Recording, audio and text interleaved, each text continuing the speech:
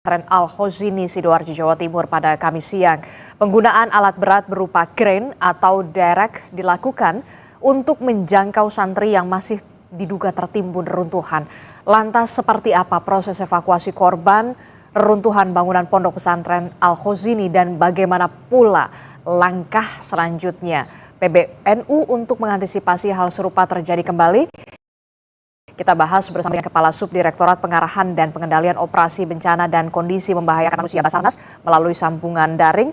Sudah bergabung Bapak Emi Freezer, kemudian ada pengurus RMI PBNU Gus Ulun Nuha. Selamat pagi, Assalamualaikum Bapak-Bapak. Selamat pagi, waalaikumsalam warahmatullahi wabarakatuh.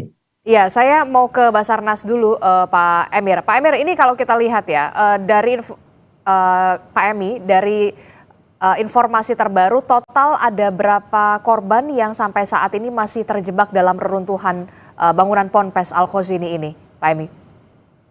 Baik, terima kasih. Kalau kita merujuk kepada berbagai referensi yang dapat kami jadikan sebagai dasar untuk pengumpulan data bahwasanya memang masih sekitar 58 lagi yang masih dalam pencarian. Namun untuk kepastian apakah ke-58 ini berada di dalam bangunan yang runtuh itu yang masih menjadi sebuah pertanyaan besar. Namun yang dapat kami pastikan adalah 7 dari sekian banyak terduga yang masih jebak di dalam adalah sebanyak 7 itu yang berada di lantai dasar. Dan ini sudah posisi sudah diketahui memang sejak dari hari pertama. Namun dikarenakan posisinya yang sangat sulit untuk bisa diakses, maksud kami adalah karena keberadaan mereka persis berada di bawah seluruh tumpuan bangunan yang itu. Sehingga untuk mengeluarkan mereka, ini kita harus menggeser dari semua beban yang ada pada bangunan yang itu tersebut. Nah, dengan kondisi seperti ini yang menjadi tantangan yang sangat krusial bagi kami untuk segera dapat memberikan aksi bagaimana untuk selain dari yang 7 ini dan korban yang tersisa lainnya segera dapat diketahui. Apakah memang keberadaan mereka berada di dalam ataukah kita berharap mereka sebenarnya tidak berada di dalam. Mengingat data yang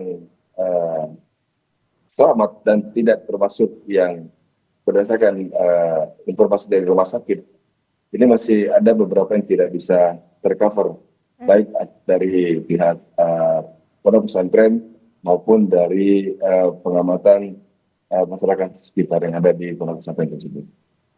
Oke, ini kan tantangannya tadi Anda harus mengatakan ini harus diangkat dulu betonnya begitu ya, beton-beton cornya ini diangkat menggunakan kren.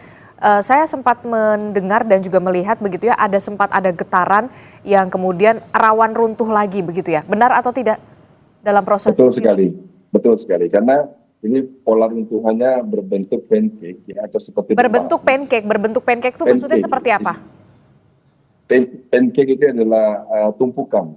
Jadi kita bisa bayangkan bangunan 4 lantai kemudian hancur atau gagal dari sebuah konstruksi penyangga menyebabkan bangunan menjadi jatuh berlapis.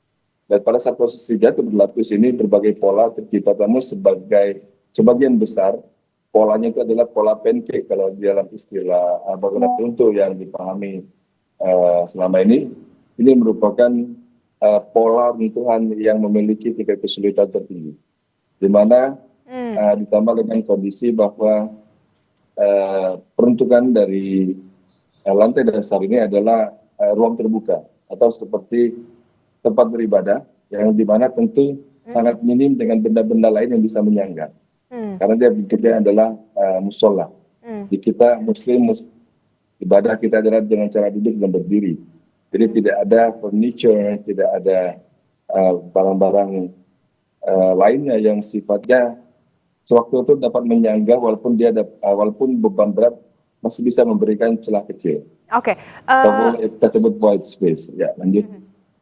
Oke. Sebelumnya SAR sempat menyebut bahwa penyebab runtuhnya bangunan pondok pesantren Al-Khozini ini karena kegagalan konstruksi. Bisa dijelaskan apa yang dimaksud dengan kegagalan konstruksi ini? Baik, secara istilah sederhana yang dapat kami sampaikan adalah bahwa konstruksi penyangga dari bangunan ini yang memang mengalami kerusakan atau hancur. Dan ini kami tidak mengklaim secara sepihak. Namun ini berdasarkan kajian dari civil engineer, rekan-rekan kami dari ITS dan juga dari Dinas Pekerjaan Umum yang memang dari lokasi sendiri sudah melakukan kajian pengamatan secara langsung dan juga melihat secara langsung bahwa pada unsur-unsur penopang bangunan ini yang mengalami kegagalan sehingga tidak mampu menahan struktur secara keseluruhan, dan mereka meyakini bahwa tubuhnya ini secara bertahap walaupun dalam waktu yang cepat, di mana kegagalan terutama dimulai dari kegagalan pada bagian posisi atas. Kejatuhan secara tiba-tiba ini menyebabkan bebanan berlebihan sehingga akhirnya secara bertahap rubuh sampai ke bagian bawah, di mana sebagian besar santri sedang melaksanakan sholat asar. Oke, saya mau ke Gus Ulun. Gus Ulun, ini kan disebutkan tadi sudah dijelaskan salah satu penyebabnya adalah memang utamanya kegagalan konstruksi. Nah, dari pihak RMI sendiri, begitu ya, PBNU, bagaimana sebenarnya selama ini pengawasan dan juga pembinaan terhadap pondok pesantren? Kalau tidak salah di Indonesia saja ada lebih dari 34.000 pondok pesantren, dan yang paling banyak adalah di wilayah Jawa Barat dan juga Jawa Timur. Salah satunya ya ini tadi di wilayah Sidoarjo. Gus Ulun. Ya, Mbak Disti, lebih tepatnya lebih dari 38.000 pesantren, dan 28 ribunya itu adalah pesantren yang secara self declare itu mengaku berafiliasi ke Nahdlatul Ulama. Nah, apa yang sudah kita lakukan selama ini, kemarin sudah saya sampaikan di acara Sapa Pagi Kompas TV bahwa kami sudah melaunching namanya standar pesantren Nahdlatul Ulama, di mana salah satu pilarnya adalah standar infrastruktur. Tentu butuh waktu untuk mensosialisasikan sekaligus juga mengawal pesantren-pesantren bertransformasi khususnya dalam bidang infrastruktur. Karena bayangkan 28.000 pesantren yang berafiliasi ke NU ini sudah berdiri, bahkan ada yang 2 abad, Mbak Disti. Sudah berdiri lebih dari 2 abad begitu ya. Dan sebagaimana kemarin sudah saya sampaikan juga bahwa pesantren itu tumbuh bukan dari sebuah proyek dengan anggaran yang sudah lengkap, tertata dan sebagainya, tetapi tumbuh dari keswadayaan ya, dari kesukarelawanan, di mana ada kiai yang alim, kemudian orang-orang yang kepengen menuntut ilmu datang, secara otomatis infrastruktur itu merupakan bagian dari infrastruktur bertumbuh. Nah, tentu dengan adanya kejadian ini menjadi tambahan dorongan semangat kita untuk mengakselerasi proses transformasi, khususnya transformasi infrastruktur ini, Mbak Disti. Oke, launching program standarisasi itu setelah insiden ini atau sebelum insiden ini? Dan sebelumnya. Jadi standar pesantren ini merupakan salah satu program utama dan arahan dari Ketua Umum sejak 3 tahun yang lalu. Sejak 3 tahun yang lalu? Ya, begitu beliau dilantik sebagai Ketua Umum, langsung menugaskan kepada kami di RMI PBNU yang merupakan Asosiasi Pesantren NU untuk membuat governance terhadap pesantren kita. Tentu dalam tanda kutip, karena berbeda dengan sekolah yang berada di bawah kendali mutlak negara atau sebuah lembaga. Pesantren sekali lagi adalah simbol dan gambaran kesukarelawanan dan keswadanaan dari masyarakat yang ingin membuat anak-anaknya pintar ngaji, begitu Mbak Disti. Pengimplementasiannya selama 3 tahun setelah program ini di-launching, ini seperti apa?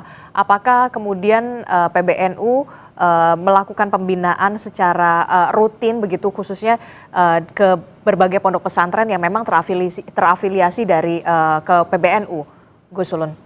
Ya, jadi 3 tahun ini kan perintah beliau ya, begitu selesai, begitu langsung dilantik langsung memerintahkan kepada kami untuk membuat kajian ini, dan kami mempersiapkannya sampai akhir tahun lalu.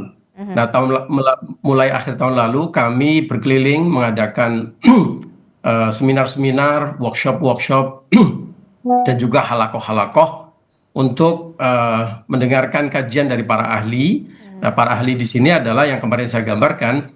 Tentu kalau dalam bidang infrastruktur adalah para arsitek, para ahli teknik sipil yang berbasis pesantren atau santri-santri, sehingga mereka tahu ilmunya, tapi mereka juga tahu kondisi dan situasi di pesantren. Nah, ini sudah kita susun, sudah kita sosialisasikan. Lalu langkah selanjutnya adalah pendampingan teknis. Nah, ini kita butuh banyak amunisi dan dukungan karena tentu jumlah ahli yang ada pada kami itu sangat terbatas. Yang dimaksudkan dengan pengawalan implementasi ini adalah konsultasi secara langsung, jadi membuka semacam biro konsultasi secara langsung, di mana pesantren ketika mau membangun atau melakukan renovasi bisa berkomunikasi dengan kami, ya, agar bisa didampingi atau mendapatkan arahan dari para ahli. Oke, berarti sesuai dengan pernyataan Caimin pada paket berita sebelumnya, memang perlu ada pendampingan dari ahli, khususnya di bidang konstruksi, jangan sampai kemudian peristiwa ini terulang kembali. Nah, kalau untuk hal Al-Khozini ini sendiri, ini pondok pesantren sudah berdiri berapa lama, dan sejauh ini pengawasan dan pembinaan dari PBNU ini ke pondok pesantren ini seperti apa? Ya, Al-Khozini itu sudah berdiri lebih dari 1 abad. Jadi dan banyak ulama-ulama NU termasuk pendiri-pendiri NU itu yang punya hubungan keilmuan, ya, sanad keilmuan dengan pesantren ini. Jadi ini bukan kemarin sempat menyebar di netizen di medsos bahwa ini pesantren yang nggak punya izin dan sebagainya. Itu tidak benar. Ya, pesantren ini adalah pesantren tua, ya, salah satu pesantren tertua, dan melahirkan banyak ulama-ulama besar, sudah berdiri lebih dari 1 abad. Kemudian secara bangunan mereka juga punya begitu banyak bangunan yang sudah berdiri lama, ya, dan sampai hari ini masih dimanfaatkan dengan baik. Secara hubungan organisasi, sebagaimana hubungan kami dengan pesantren-pesantren itu memang sifatnya bukan instruktif, di mana kita bisa mengatur segala-segalanya, karena pesantren sekali lagi adalah kelembagaannya ada di tangan kiai. Tapi kami secara komunikasi dan hubungan organisasi sangat baik dengan Al-Khozini, dan kami juga sering mengadakan acara bersama dengan Al-Khozini. Nah, bahwa kemarin terjadi tragedi ini, sebagaimana sudah dijelaskan oleh para ahli, memang hari itu sedang ada pengecoran di atap lantai 3, ya, berarti itu daknya lantai 4, yang tentu itu para ahli sudah membuat kajian-kajian, ya, bahwa ada hal-hal yang mungkin harus dievaluasi dan disempurnakan ke depan. Dan ini tentu menjadi catatan kita semuanya, terutama dunia pesantren, Mbak Disti. Oke, dari sepengetahuan Anda, izin Gus Ulun, ini kan lantai 4 begitu ya. Nah, untuk bangunan di lantai 1-nya ini sudah berdiri dari sejak tahun berapa, Gus Ulun, sampai kemudian pembangunan ini terus berjalan ke lantai 2, ke lantai 3, kemudian ada pengecoran di lantai 4, sampai akhirnya ada peristiwa yang sangat tidak kita inginkan ini. Informasi yang saya dengar langsung dari pengasuh Kiai Abdul Salam itu, ini adalah bangunan tambahan dari musola existing. Jadi bukan bangunan utama musola.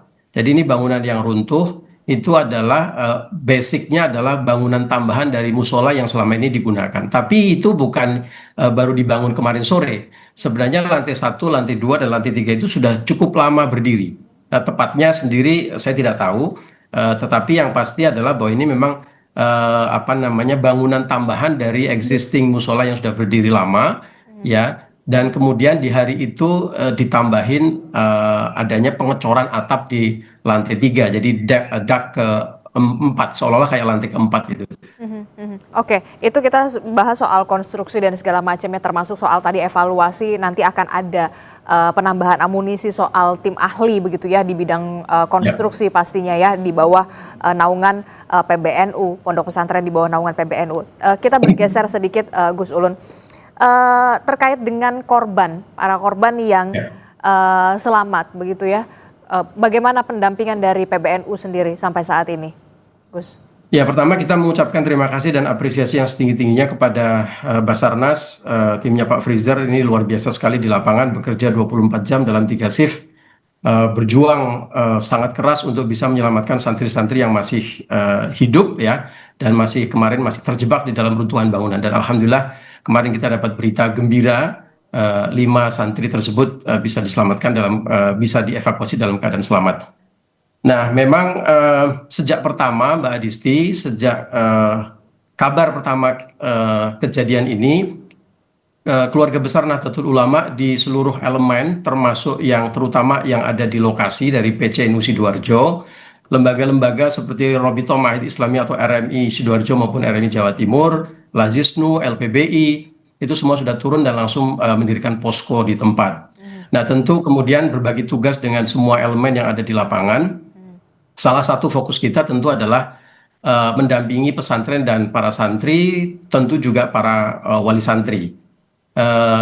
Di hari kedua, Ketua Umum kami subuh-subuh juga sudah langsung terbang ke Sidoarjo untuk memberikan dukungan moral. Nah, apa yang dilakukan tadi malam, kami sudah berkoordinasi rapat besar dipimpin oleh langsung Ketua Umum.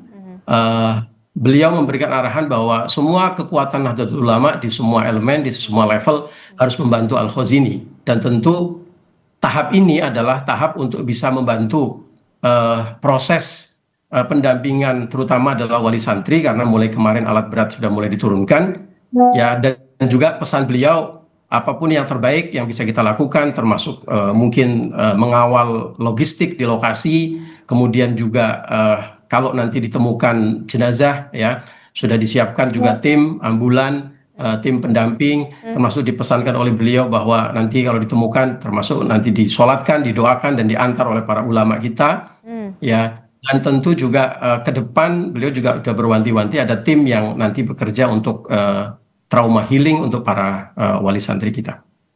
Oke. Termasuk juga dengan soal pembiayaan perawatan bagi korban yang selamat, apakah ini ditanggung oleh pemerintah daerah setempat atau seperti apa, Gus Ulun?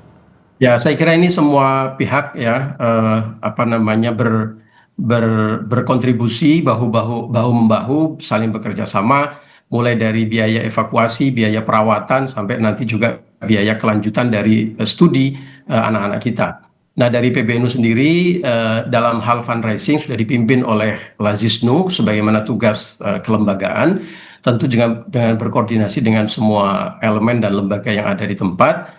Kita akan tentu berusaha untuk memberikan yang terbaik, termasuk dukungan kepada korban, baik korban yang meninggal dunia dan keluarganya, dan tentu juga korban-korban yang luka-luka dan nanti diharapkan menjamin mereka untuk bisa ngaji dan sekolah kembali setinggi mungkin.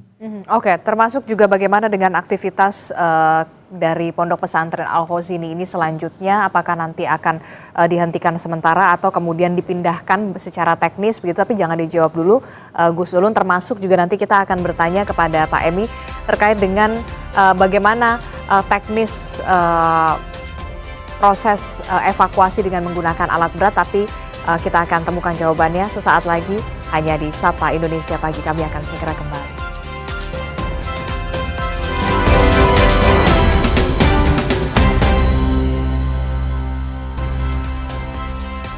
Saudara, hari ini tim SAR gabungan masih terus melanjutkan proses evakuasi dengan menggunakan alat berat pasca runtuhnya bangunan Ponpes Al-Khazini di Sidoarjo, Jawa Timur. Dan untuk mengetahui bagaimana informasi terkini dari evakuasi dengan menggunakan alat berat di Pondok Pesantren Al-Khazini di Sidoarjo, Jawa Timur, kita akan tanyakan langsung pada jurnalis Kompas TV. Sudah ada Alfian Rahman dan juga juru kamera Cilmi Ardianto Fani di sana. Selamat pagi Alfian. Alfian, bisa Anda informasikan dari data terbaru atau pantauan Anda terbaru bagaimana proses evakuasi dengan menggunakan alat berat?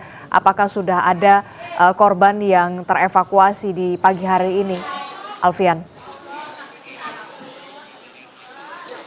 Ya, selamat pagi Adisti dan juga saudara. Memang pantauan kami di lapangan hingga pagi ini belum ada penambahan jumlah korban yang berhasil dievakuasi dari reruntuhan musola Ponpes Al-Khazini Buduran Sidoarjo sendiri. Namun yang dapat informasikan, tadi kami mendapatkan data dari posko gabungan yang ada di TKP begitu, bahwa memang dari data kemarin 59 yang belum dapat diketahui keberadaannya, satu sudah berhasil diketahui keadaannya, karena berhasil mengevakuasi diri pada waktu kejadian, namun tidak sempat melapor kepada pihak posko maupun pihak pondok pesantren, dan itu mengubah data sementara hingga saat ini dari 59 korban yang belum berhasil dievakuasi menjadi 58 korban yang sudah berhasil dievakuasi. 58 korban yang belum dievakuasi maksud kami, Adisti dan juga saudara. Untuk proses evakuasi sendiri kami terus memantau dari pukul 11.30 kemarin setelah dinyatakan proses evakuasi dilakukan dengan bantuan alat berat. Begitu proses evakuasi pertama menggunakan kren. Fungsi kren ini sendiri untuk mengangkut atau mengangkat begitu puing-puing besar yang berada di lantai atas yang sudah rubuh. Dalam hal ini ada berarti lantai 3 ini proses pembersihan menggunakan kren hingga dini hari tadi. Informasi kami dapatkan dari tim yang bertugas, tim SAR Surabaya sendiri, proses menggunakan kren sudah dihentikan sementara, begitu beralih menggunakan proses alat berat yaitu ekskavator breaker. Ekskavator breaker ini sendiri fungsinya untuk mengeruk dan untuk menghancurkan beton-beton besar yang menjadi salah satu akses masuk utama dalam proses evakuasi korban yang ditargetkan hari ini. Begitu ada dan juga saudara sudah akan mendapatkan hasil karena dari identifikasi dan juga asesmen termasuk juga reasesmen yang dilakukan secara berkala sejak kemarin dari hari keempat. Begitu ada dan juga saudara, memang teridentifikasi ada beberapa korban yang tertimbun itu berada di runtuhan paling bawah. Kalau kita bisa gambarkan, ada juga saudara, di TKP sendiri oleh tim SAR dibagi menjadi 4 bagian atau 4 sektor. Ada sektor A1, A2, A3, dan A4. Dan rata-rata kemarin memang yang masih proses evakuasi ada berada di sektor A1 dan juga A2. Ada yang ditemukan meninggal dan ada juga yang ditemukan selamat itu berada di sektor A1 dan A2. Sementara untuk proses evakuasi menggunakan alat berat ini, Adis dan juga saudara, akan berfokus juga pada sektor A4 atau sektor baru yang diprediksi ada banyak dugaan korban begitu yang ada di sektor A4 ini. Namun untuk menuju sektor A4 ini harus membuka akses terlebih dahulu, baik itu dari sektor A1 maupun sektor A2 ya. Dan ini yang masih terus dilakukan oleh tim evakuasi yang bekerja terus-menerus, Adis dan juga saudara. Termasuk juga di malam hari. Informasi yang kami dapatkan ada sekitar 30 truk begitu yang disiapkan untuk proses pengangkutan dari puing-puing bangunan menjauhi dari TKP. Adisti. Ya, baik, terima kasih informasi jurnalis Kompas TV Alfian Rahman dan juga juru kamera Cilmi Ardianto Fani melaporkan langsung dari Pondok Pesantren Al Khozini, Sidoarjo, Jawa Timur. Itu artinya masih ada 58 korban yang diduga masih tertimbun reruntuhan bangunan Ponpes. Kami akan update lagi informasi terkininya dari sana nanti. Kita melanjutkan kembali dialog kita di Sapa Indonesia Pagi, bagaimana evaluasi yang harus segera dilakukan baik itu dari pemerintah pusat maupun juga dari pondok pesantren, Kementerian Agama, PBNU salah satunya. Jangan sampai peristiwa ini kembali terulang begitu ya. Saya masih bersama dengan dari PBNU, Gus Ulun, dan juga dari SAR, sudah ada Pak Emi, Pak Fraser. Saya ke Gus Ulun dulu. Gus Ulun, bagaimana dengan kegiatan dari pondok pesantren? Apakah kemudian dihentikan sementara dan kedepannya akan seperti apa? Dipindahkan dulu atau bagaimana, Gus Ulun? Ya, jadi begitu terjadi musibah, santri-santri yang bisa mengevakuasi diri itu keluar, yang sakit dirawat, situasi kan panik ya, Mbak Adisti. Jadi kemudian pengasuh memutuskan untuk mempersilahkan santri-santri kembali ke rumah orang tuanya masing-masing, yang saat ini untuk sementara, yang saat ini masih ada di pesantren adalah santri-santri besar, santri-santri senior yang rata-rata sebagian besar dari mereka adalah mahasiswa yang tentu secara mental dan fisik cukup kuat dan lebih kuat. Mereka juga masih ada kegiatan di kampusnya dan tentu juga mereka diharapkan bisa ikut membantu bahu-membahu dari pihak pesantren untuk menghadapi peristiwa ini begitu. Nah, ke depan tentu nanti ada kebijakan khusus dari pengasuh. Ya, kita menunggu kebijakan tersebut dari pengasuh. Pasti akan ada penyesuaian-penyesuaian, ya. Tetapi semangatnya tentu taklim atau proses belajar mengajar itu tidak akan berhenti. Nanti tentu dengan bekerja sama dan dengan arahan para ahli, para petugas, ya, para pejabat terkait, pesantren tentu akan kembali membangun proses akademiknya, proses taklimnya, ya, agar tidak juga mengorbankan pendidikan untuk santrinya. Total santri Al-Khazini itu lebih dari 1.500, Mbak, yang itu mulai dari usia sekolah menengah sampai perguruan tinggi. Nah, tentu bukan barang yang mudah, bukan perkara yang mudah kalau kemudian dipindahkan. Nanti malah menjadi masalah baru, ya. Jadi akan ada proses evaluasi, pasti akan ada proses pembangunan kembali, tetapi juga proses belajar mengajar harus berlanjut, menyesuaikan dengan kondisi dan situasi di lapangan, dan tentu arahan dari para ahli dan para petugas yang ada. Oke, saya mau ke Pak Emi. Pak Emi, tadi mendengar informasi dari jurnalis Kompas TV di lapangan begitu ya, diperkirakan korban ini banyak di sektor A1 dan juga A2. Saya ingin tahu juga, untuk fokus pencarian terhadap korban ini, benarkah difokuskan di lantai dasar A1, A2 atau seperti apa fokusnya, Pak Emi? Baik, Mbak Rizky, terima kasih. Seperti saya sampaikan di awal tadi, bahwasannya memang yang sudah diketahui itu memang berada di sektor A. Sementara di A4 itu adalah dugaan besar. Mengingat dari pola runtuhan ini kan sangat sedikit beberapa celah kecil yang dapat tercipta akibat penumpukan beban berlipat yang ada di. Nah, kemudian proses saat ini yang kami lakukan adalah ada 2 kegiatan, namun tidak bisa berjalan secara bersamaan. Dalam satu sisi kami tidak bisa melaksanakan proses evakuasi apabila proses pemindahan puing ini berlangsung. Sehingga salah satu kegiatan harus berjalan dan salah satu kegiatan tidak ada berjalan dalam waktu yang bersamaan, mengingat risiko pada pola runtuhan ini sangat tidak stabil secara signifikan. Gerakan sedikit saja dapat mempengaruhi pola kuncian dari runtuhan.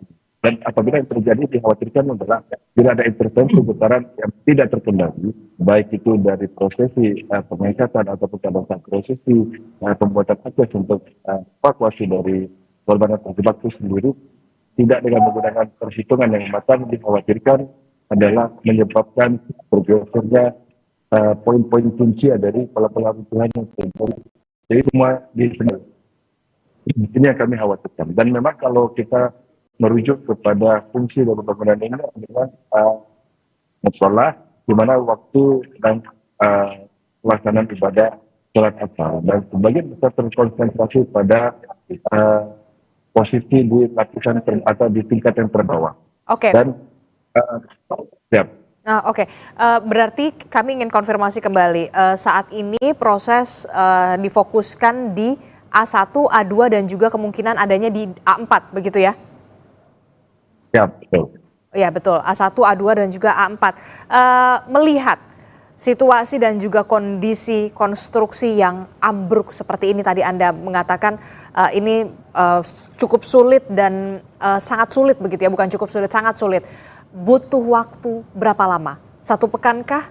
Atau 10 hari atau seperti apa untuk bisa kemudian mengangkut atau mengangkat puing-puing beton yang cukup besar ini? Baik, Pak Rizky. Target kami dari keseluruhan tim dan tentu juga masyarakat dan keluarga ini bisa cepat selesai. Namun kembali lagi kami tekankan bahwa prinsip kehati-hatian ini menjadi prioritas kami dalam pelaksanaan evakuasian.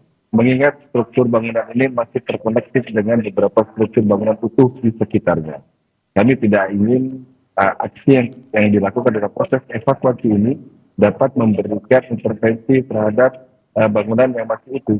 Nah ini sehingga faktor kehati-hatian adalah selain dari pemindahan secara bertahap, tapi satu demi satu, dari sisi yang teratas sampai ke sisi yang terbawah, memastikan bahwa sebelum puing diangkat sudah bisa diputuskan dari konstruksi utama dan juga sudah tidak terkoneksi dengan konstruksi yang ada di sekitarnya, sehingga memastikan bahwa beban akan di atas secara aman tanpa ada intervensi dengan bangunan yang ada di sekitarnya. Dan ini tentu proses ini membutuhkan pertimbangan yang tidak bisa dilakukan secara buru-buru. Sehingga kami saat ini belum dapat memprediksi berapa lama itu bisa selesai. Namun paling tidak perkiraan progres harian yang dapat kami dapat capai adalah targetnya sekitar 20-25% dari proses ini. Insya Allah kami mohon dukungan dari semua pihak untuk bisa memberikan kemudahan dan juga bisa diberikan kelancaran dalam proses pemindahan puing untuk dapat membuka akses seluas-luasnya dalam mencapai korban yang diperkirakan masih terjebak ataupun yang sudah dipastikan sudah ada, namun harus memindahkan dulu beban yang ada di atas. Oke, proses ini dilakukan secara bertahap, begitu ya, tidak bisa dilakukan secara terburu-buru dan tentu saja tetap mengutamakan kehati-hatian. Fokusnya adalah saat ini untuk mencari korban begitu yang berada di lantai 1, lantai 2 dan juga kemungkinan yang masih berada di lantai 4 begitu ya, yang saat itu berada di lantai 4. Saya mau ke Gus Ulun. Gus Ulun, bagaimana kemudian kehadiran negara sejauh ini dalam hal pembinaan, pengawasan yang dilakukan Kementerian Agama dalam hal ini untuk pondok pesantren, dan kedepannya koordinasi seperti apa yang diharapkan dari PBNU soal pembinaan dan juga pengawasan kepada pondok pesantren yang ada di seluruh Indonesia pastinya, Gus Ulun? Ya, saya kira negara sudah hadir sangat baik dan kita tentu dari pesantren mengucapkan terima kasih dan apresiasi yang setinggi-tingginya. Salah satu milestone yang sangat berharga adalah ketika Undang-Undang Pesantren tahun 2019 diundangkan, dan tentu ada produk-produk hukum di bawahnya. Perhatian pemerintah sangat tinggi kepada pesantren, tapi tentu sekali lagi jumlah pesantren itu sangat banyak, yang terdaftar saja itu 38.000 Mbak lebih, itu yang terregister. Kami meyakini ada lebih banyak lagi pesantren yang tidak terregister, ya for any reason ya, banyak hal karena masalah administratif dan sebagainya. Itu artinya proses pembinaan dan pendampingan itu juga butuh muscle yang betul-betul kuat begitu. Nah, upaya-upaya pemerintah, misalnya hari ini di Kementerian Agama itu sudah berdiri khusus Direktorat Pesantren. Tentu ini salah satu muscle yang cukup membantu ya untuk bisa menjangkau dan mendampingi pesantren-pesantren kita. Tapi sekali lagi dengan jumlah yang sangat besar, tersebar dari ujung timur sampai ujung barat ya, saya kira kita butuh menambah terus muscle kita, dan saya kira ke depan salah satunya kita harus bermain cantik dan strategis. Kita sudah bekerja sama dengan beberapa kementerian terkait seperti Kementerian Agama dan juga Kementerian Kemenko, PMK, di mana kita punya program transformasi pesantren. Nah, yang sedang kita perjuangkan bersama-sama adalah prinsip-prinsip transformasi pesantren. Pada saat implementasinya itu tidak hanya berdasarkan kesukarelawanan. Artinya ini himbauan yang pesantren boleh dan boleh menjalankan dan boleh tidak. Ke depan kita berharap ini harus ada governance, di mana harus ada penekanan kepada pesantren, ada reward and punishment. Kalau Anda melakukan transformasi pesantren, katakanlah misalnya dalam bidang infrastruktur, karena transformasi pesantren ada 6 pilar, Mbak Adisti, salah satu pilarnya adalah infrastruktur, maka pemerintah atau semua pihak bisa memberikan reward. Sebaliknya kalau tidak bertransformasi, ya risikonya adalah pesantren bisa mendapatkan dalam tanda kutip punishment. Nah, ini yang masih jadi PR kita bersama. Contoh implementasi yang paling sederhana misalnya soal fasilitasi atau bantuan-bantuan pemerintah dan pihak-pihak lain kepada pesantren. Kami berharap ke depan, PBNU berharap ke depan ya mengajak kementerian dan lembaga yang punya perangkat-perangkat ke sana untuk bisa disiplin membuat aturan. Misalnya, hanya pesantren yang melakukan transformasi pesantren yang berhak untuk mendapatkan bantuan dari pemerintah. Pemerintah tidak bisa membubarkan pesantren, tetapi pesantren harus menerima dalam tanda kutip resikonya. Kalau tidak bertransformasi, maka akses bantuan negara menjadi lebih terbatas. Nah, itu semacam konsep reward and punishment-nya kepada pesantren kita. Oke, Itu yang kita usulkan. usul yang sangat bagus. Saya juga sepakat dengan apa yang Anda katakan begitu ya. Harus ada reward and punishment. Jadi jangan sampai kemudian bantuan-bantuan saja dari pemerintah, tapi standarisasinya begitu ya sering dilewatkan begitu, tidak diikuti begitu ya oleh pondok pesantren. Kalau kita lihat banyak sekali pondok pesantren juga yang dalam tanda kutip ya grade-nya juga bagus, grade A begitu ya, yang sudah standarnya sudah bagus sekali begitu. Saya ke Pak Emi dulu. Pak Emi terakhir. Pak Emi. Siap. Ya, Pak Emi, tadi kita sudah membahas soal evakuasi dan segala macam. Nanti akan seperti apa teknisnya ketika ada korban yang ditemukan, prosesnya dihentikan dulu sementara atau seperti apa? Baik, terima kasih Mbak. Jadi pada saat proses pemindahan ini, kemudian terlihat sudah ada korban yang bisa diakses, maka proses kerja dari alat berat yang terpilih ini tentu akan dihentikan dahulu, di hold, kemudian di standby-kan. Kemudian mode berubah ke proses evakuasi. Nah, dalam proses evakuasi ini, di dalam ruangan yang terbuka dengan diangkat puing tersebut, maka kita harus pastikan bahwa tidak ada kita di ruang tersebut. Kemudian setelah proses evakuasi ini berhasil, maka dipastikan dahulu sebelum ditinggalkan oleh tim evakuasi untuk dilanjutkan kepada mode pengambilan pada puing-puing berikutnya. Nah, ini yang seperti yang kami sampaikan tadi bahwa bertahap. Jadi mode pemindahan dengan mode evakuasi ini bersinergi. Pada saat mode pemindahan puing, maka tim evakuasi standby di luar ring, di luar dari perimeter. Lalu kemudian pada saat ditemukan korban, maka kendaraan alat berat ini akan di hold dahulu, kemudian diposisikan ke posisi standby. Kemudian yang bergerak masuk adalah tim evakuasi.